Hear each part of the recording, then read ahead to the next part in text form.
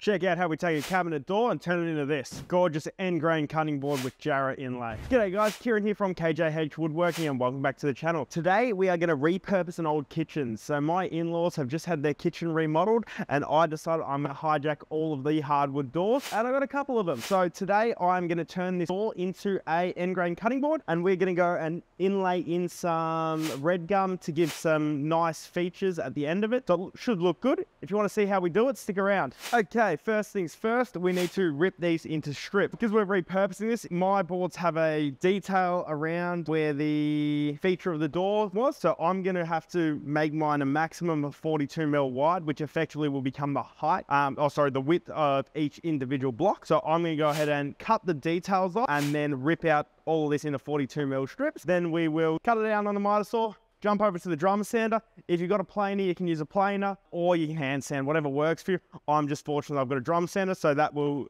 churn this out pretty quickly. Okay, cool little tip for repeatable cuts is stack all of your cuts up, put a square back of your fence and then butt everything into the back of the fence, back of the square, and then they're all going to be in line. And then set yourself up a little stop block. So in this case, I'm just clamping a square to my bench where I need it cut.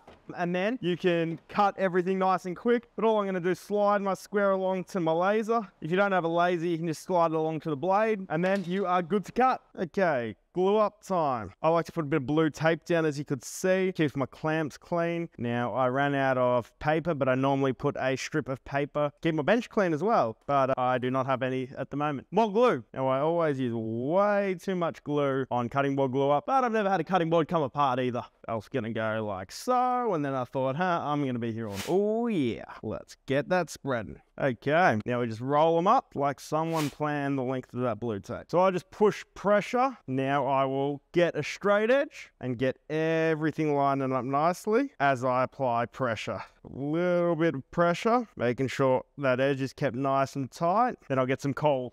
Now a coal is anything that will keep your cutting board flat during glue up. Now you can clamp the coals on or you can just use them to hold everything down. Apply even pressure. Now I like to, because I like my tools, clean up this glue squeeze out now while it's wet, and I don't like having to remember it. So some people come back 20 minutes time, half an hour's time and scrape the glue off, but I am about to call it for the night and I am not coming out once I got a whiskey in my hand to wipe off glue. That is just not gonna happen. Now I'm gonna throw some additional clamps in the center of that. Okay, so I sort of ran through that glue up pretty quickly. Don't stress though, because we've got to do 2 more glue up and I follow the exact same process for that as well. So we'll go through it again. So now we're just gonna remove all of our clamp and then we're going to flatten this bad boy out before we rip it into strip. I'm gonna use the drum sander to flatten it. You could use a planer, you could use a hand plane, orbital sander, whatever you've got, but I have the luxury of a drum sander, so I'm going to cheat and use that. But what I do like to do is just take a scraper, whether it be a card scraper or a painter's scraper, and just scrape off all the excess glue prior to running it through. Just friendlier on your planer blades or your sandpaper. So now your board should look something like that, nice and smooth, and you're ready to rip it into your strip. You can rip it on a table saw. My table saw is not 100% accurate, so I'm going to do it on the miter saw. But all I'm going to do is screw on a sacrificial fence so that I can cut that into strips, and then I'm going to run my fence long enough so that I can screw on a stop block so I can make repeatable cuts. So I'll just slide it up to stop block, chop, until I've cut that all into strips. I'll get stuck into that. Okay, so let's go through the next glue up. I will talk you through this one because I like to get set up first. So piece of paper on the bottom, I prop my clamps up so that I can get clamps underneath my coals. That'll make sense in a second. First thing I do is I get some packing tape. And I just like to just put a piece over the clamp just to keep the glue off. Everything to keep clean up minimalistic is a win. So I will just take a bit of packaging tape and throw it straight across the base of the clamp on both sides, and that just keeps the clamps clean, and you're going to need that for your coals as well. So in my first glue up, I use MDF as my coals, but traditionally I would use my steel ones, but I couldn't be bothered looking for them yesterday. So what I do is I take my piece, I flip all of them on their side. So first I will just line it up, make sure I'm happy with the pattern. So I'm pretty happy with that there. Now what I do is I'll flip them all on the sides except the last one. So then I can put glue over all of it. So I'll butt them all together. I make sure my clamps are relatively on the edge so I can get pressure on both edges. So I like to make sure everything is set up prior to putting the glue on. Otherwise, you're running around like a madman or woman once glue goes on. So this is what I use as a cowl. So it's just a bit of an angle, allows me to put clamps on there. We'll hold this dead flat and then I'll put another clamp in the middle. So same deal. I'll just get some packaging tape, just run that over the edge. Okay, and now we are ready to glue up. So have everything ready so you're not running around trying to find things. Glue. One thing I should mention is I am using Titebond 3 because that is a waterproof glue. So whatever glue you do use, just make sure it is waterproof and food safe. So now I just push these up slightly. Now I can just roll them over onto each other. Now loosely apply your clamps, and that allows you to square everything up because everything will still move slightly. So I use the cowls as my straight edge on the side there, cowl in the middle, grab a quick clamp or a F-style screw clamp. They're probably easiest. I am probably about to get in the way of the camera here. I'll rephrase that. I am definitely about to get in the way of the camera here. So now apply some pressure there. So now just slowly start to apply that pressure, and you can use a mallet to just tap everything, make sure everything's in line and make sure you're happy with everything. So big thing here for me is making sure all of the individual end grain blocks line up. Otherwise, I would be very annoyed once I get this out of clamps. But if you're concerned about that, a way to offset that is to offset all of your blocks and do like a brick pattern type scenario, because then you've got a degree of error and it's not gonna be as noticeable. If you're a millimeter out on a brick pattern, no one's ever gonna notice that, but if you are a millimeter out on your straight pattern, quite noticeable. Now I'm just double checking everything's nice and flat on the underside. We'll let that dry for a couple of hours and then we will come out, pull it all apart and sand it up.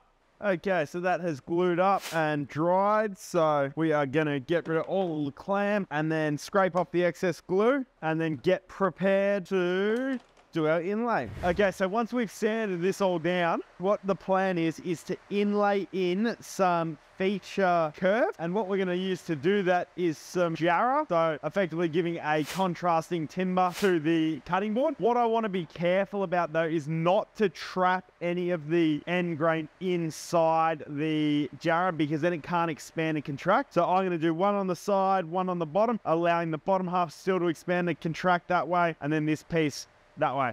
So what I'm going to do is I'm going to rip this up, and I want to plane that down into thin strips. So I'm probably going to try and get it down to about 5 mil wide, and then we will make a patterning jig out of this timber that we can then inlay into the cutting boards. So you got your thin bit of timber that you're going to use as your inlay.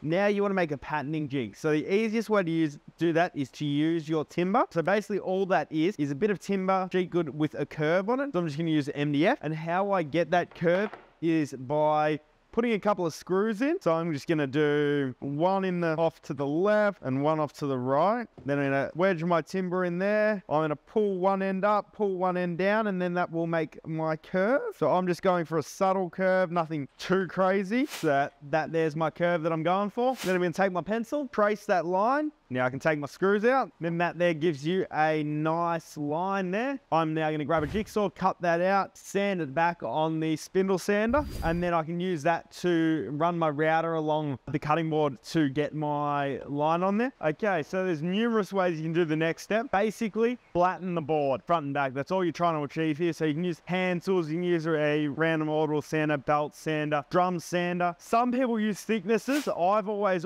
cautioned away from doing an end grain cutting board in a thicknesser, but I have heard it is doable.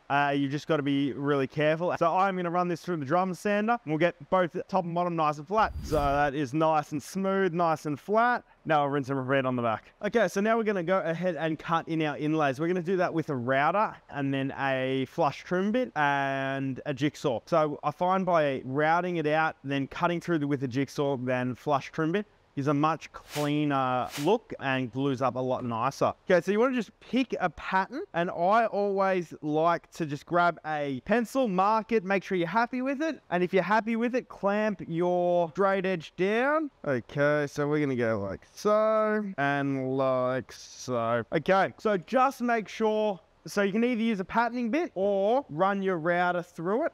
I don't have a patterning bit small enough, so I've just got to make sure I offset my line by 100 mil. So something like so. Now we clamp it down. One thing I'll just mention is whenever you're patterning against a bit of timber with a router, make sure the round edge of your router is against the timber, simply because if you go off at all off that timber, if you're on the round edge, your bit stays in the same place. If you're on the straight edge, anytime you move off your timber, you move off that pattern. So if you're on the round edge, you won't actually move off that pattern. Definitely need to get myself a router table because flush trimming is dusty work. Now we're gonna go ahead and glue our inlays in. So basically exact same process as before, except the inlay will get in the way of our caul. So I'm not going to use those, and we'll just see how it goes together. And I'm going to use a brush instead of a scraper because I don't have nearly as much glue to put on this time. Now comes the fun part, trying to get everything to stay together as you apply clamping pressure, but it's just going to be a matter of tweaking it as you go. Now you want to apply pressure evenly on those clamps so the inlay bends without breaking. And it's just a matter of applying little bits at a time, tapping everything to line up, and be a classic, if you think you've got enough clamps, add more clamps sort of person. Once that's dried, we'll go ahead and remove the clamps, trim down the jarrah, and then flatten the cutting board again. One down, one to go. So now I'm going to do one across this side. So we'll go through that exact same process again, or we can just click our fingers and it gets done.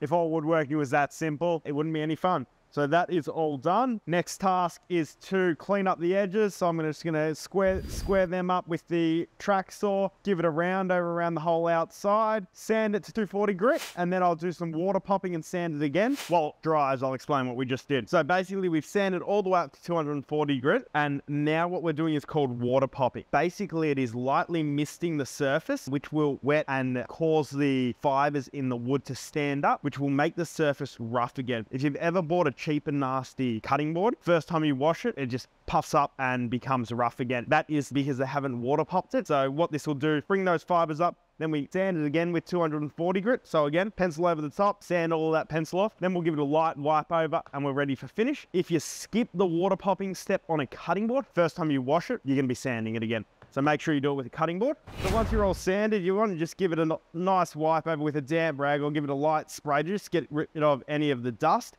And then once it's dry, you're ready to apply your finish of choice. My go-to for a cutting board is a mineral oil bath. So once that's dry, I'm going to put it in the bath for 20 minutes. And then once it's dried for 24 hours, I'll put a homemade beeswax mineral oil paste on it. Nice and simple. It's just beeswax mineral oil and it gives a great finish and it smells awesome. Basically smells like honey. So that, my friends, is how you take some cabinet doors and turn it into a gorgeous end grain cutting board and throw in a feature inlay into it. So it has come up a treat. I'm really happy with that project, really proud of the end result. And now we're going to give this one away as a gift to our in-laws who gave us the cupboard. So we're going to make out a few more of these, but that's the end result and looks a treat. Really happy with that. If you like this video, please hit the like button. If you want to see more content like this, hit the subscribe button and the bell notification. We try and put out a video a fortnight. Otherwise, we will catch you on the next one. Cheers, guys.